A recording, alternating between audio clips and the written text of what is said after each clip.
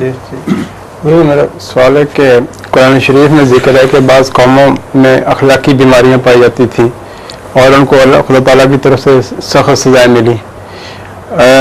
Europe में इस किस्म की बीमारियों की बहुत बहुत है। क्या इनका राह रास्त पर आने का कोई मौका है या फिर पहली कौमों की तरह सजा के हकदार बने? कौन सी बीमारियाँ? ये यहाँ पे अखलाकी बीमारियाँ बहुत।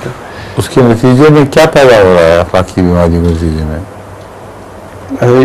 जब मूसा हज़रत लूत अलैहिस्सलाम के कौमों में ये बीमारियां आई थी तो उनको सजाएं मिली।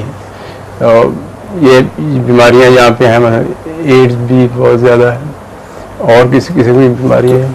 आप तो खुद बता रहे हैं कि सजा मिल रही है, फिर पूछ कर रहे हैं। मैं आपसे सवाल इसीलिए किया था, आपको पता है कि सजा मिल रही है और इन्हीं बीमारियों की वजह से मिल रही है, क्योंकि नजला जुकाम नहीं जो वैसे फैला हुआ है, हर एक को हो रहा है। ये है इस बदकिरदारी के नतीजे में।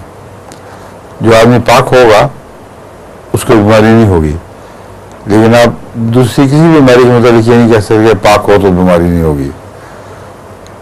भी बुखार, टाइफाइड, दमा, कैंसर, हर चीज़ नेक लोगों को हो सकती है, मगर ये बीमारियां नहीं लगती।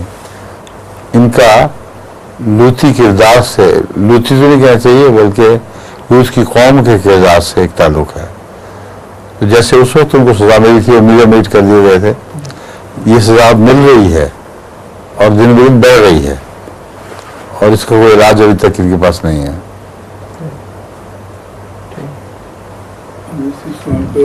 कहती है गलत लोगों को इंजेक्शन के जरिए भी हो गया, मसलन कोई वो हादसात है। हाँ, इस तरह के भी काफ़ी वो तो और बात है, हादसात का नहीं और है। वो कानूनी कुव्वत से इत्तेफाकन एक चीज़ का हट जाना, इसको हादसा कहते हैं।